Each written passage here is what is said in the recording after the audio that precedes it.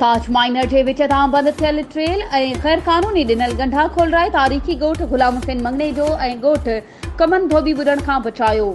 SDO आपाशी कमर अब्बास सुमरो कचे खे बचाइण लाइ सोबो देरो लॻ जे ॻोठ गुलाम हुसैन मंगणे जो ॻोठ कमन धोबी खे ताज माइनर जी ट्रेल खां गंढा ॾियारे हथ वठी ॿोड़ाए रहियो आहे।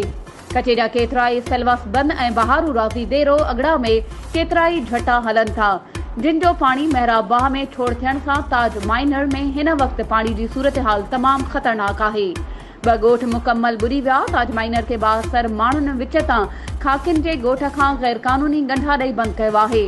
हुननि ॻोठनि खे ॿोड़ाइण में इरिगेशन अमलो ऐं खाकी बराए रास्त मुलविस आहिनि।